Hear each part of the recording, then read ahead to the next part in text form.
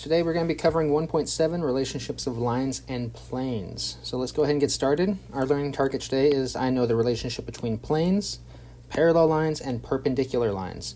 So we're going to be focusing mainly on planes. We'll talk a little bit more about lines as well and how they relate to planes. Not too much about parallel lines and perpendicular lines, but we should remember parallel lines from Algebra 1. We know that parallel lines have the same slope. So they have the same slope for parallel lines, meaning that they'll never touch each other. Two lines that never meet, they never intersect. And meanwhile, perpendicular lines, the symbol for perpendicular is this upside down capital T. Perpendicular means that our slopes are opposite reciprocals. So opposite reciprocals.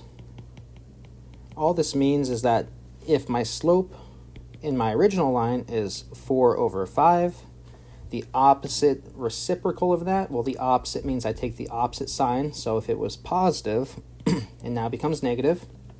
And reciprocal means I flip my fraction. So 4/5 becomes negative 5 over 4. So these are opposite reciprocal slopes. So we'll be discussing more about perpendicular lines and parallel lines down the road, but just know these are the differences and just a quick reminder from Algebra 1. So, a plane, we're going to go ahead and go back to a couple of our definitions that we should remember from previous lessons. First off, a plane is a surface such that any 2 points on the surface are connected by a line. All points of the line are also on the surface. On top of that, a plane must be flat. It has no thickness, so it must be flat against whatever it is on.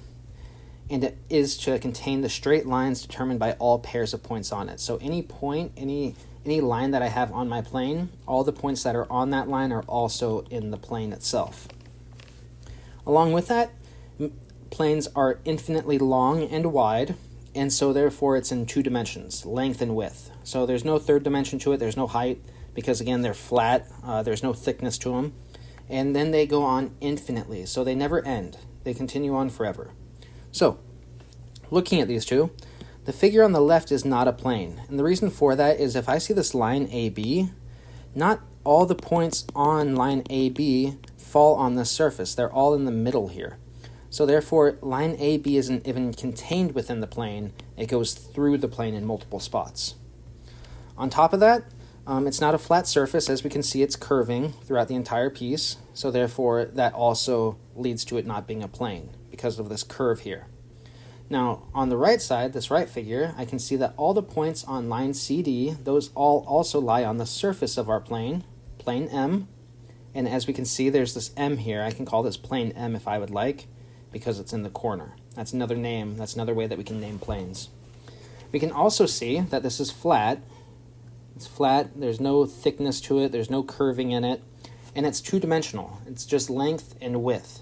Now, these arrows signify that these planes go on forever, so it continues much like the line does. We know that lines go on forever, these planes also go on forever, so this line is all the way in the plane no matter how far it goes. Next, we have this point here, and I have this line going through.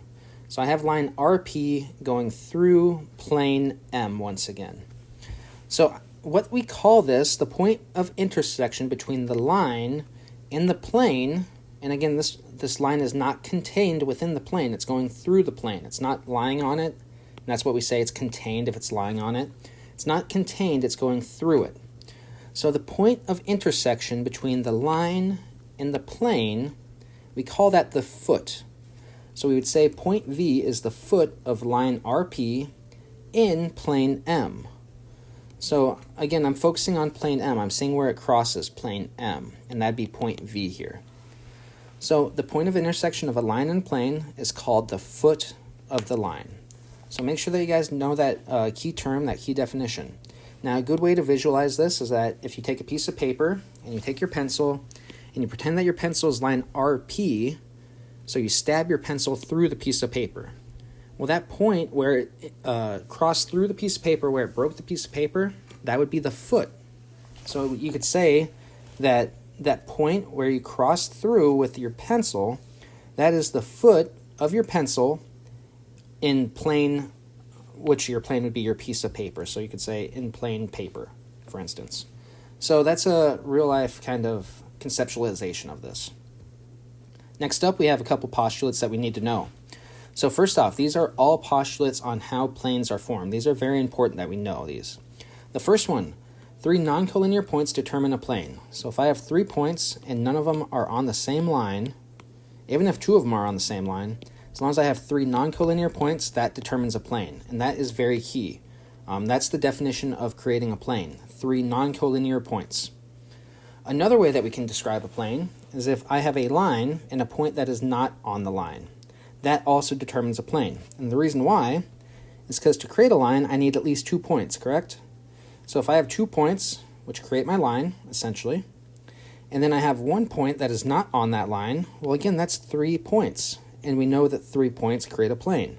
So that's the same exact thing as this first postulate, except we're just adding on that we have a line instead of 2 points, 2 extra points there.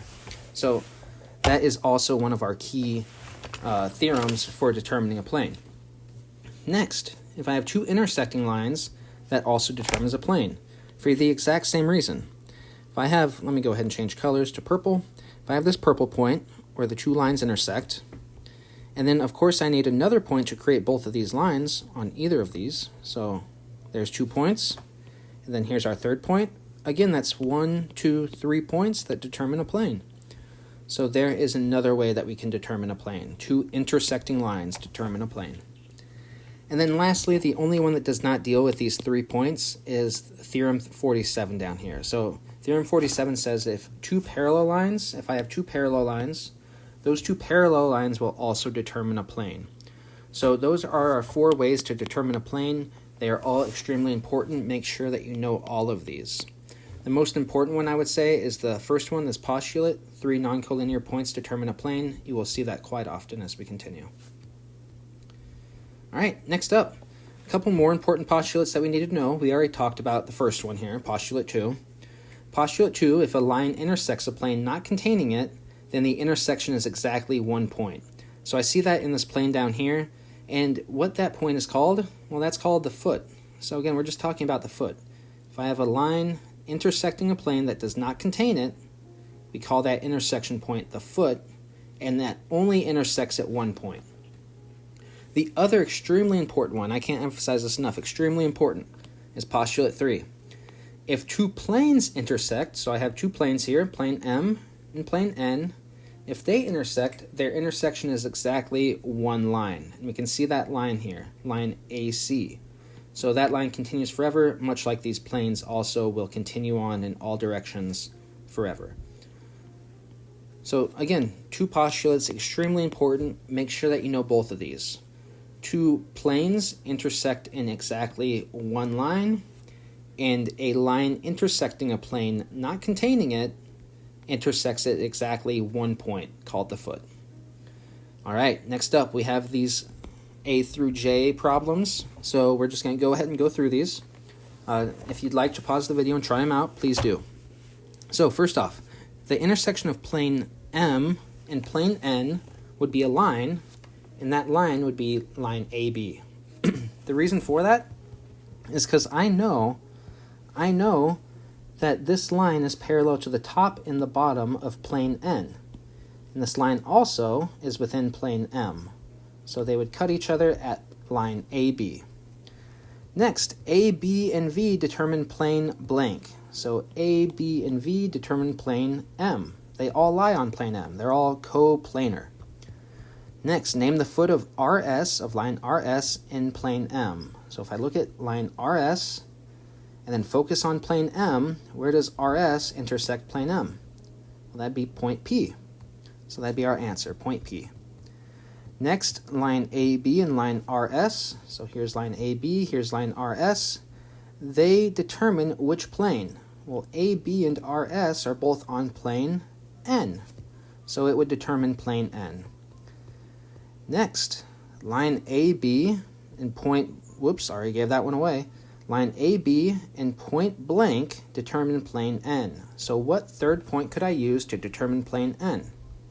Well, the other points that are on plane N are points R and S. So I could say either point R or point S, and I'd be correct. Next, does point W lie in plane N? So here's point W, It's part of line VW. And if I look at VW, it looks like it's on plane M. One second. So if we look at this, VW is on plane N. Sorry, VW is on plane M. So does W lie in plane N? No, it lies on plane M.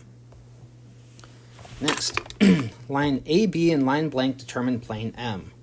So if I look at plane M, I see line AB. What other line also lies on plane M? Well, that would be line VW. I can also call it line PW or PV or WV. Lots of different choices to name here, but it would be line VW. Next, points A, B, V, and blank are coplanar points. So A, B, V, and then I need a fourth point that will make it coplanar. Well, I can choose a couple points. I can choose point P or point W. Either of those would make it coplanar. Next, A, B, V, and blank are non-coplanar points. So A, B, V, those are all on plane M. Which points are not on plane M, but on plane N only? Well, that'd be points R or S. So we can say point R or S, those are our last coplanar points. Lastly, if R and S lie in plane N, what can be said about line RS? Well, if those points both lie in plane N, then all the points in between must also lie in plane N. So therefore I can say line RS lies in plane N. There should be an N here, not an M. So if these 2 points lie in plane N, then all the points in between on that line should also lie in plane N. And also all the points past that point. So, because again, lines go on forever, so it's everything past. All right. So that is it for today's lesson. If you guys have any questions, please let me know. We have now covered our learning target for today. I know the relationship between planes, parallel lines, and perpendicular lines. Other than that, your homework is in Schoology. If you guys have any questions, please leave it in the chat. Thank you guys for watching. Have a great day.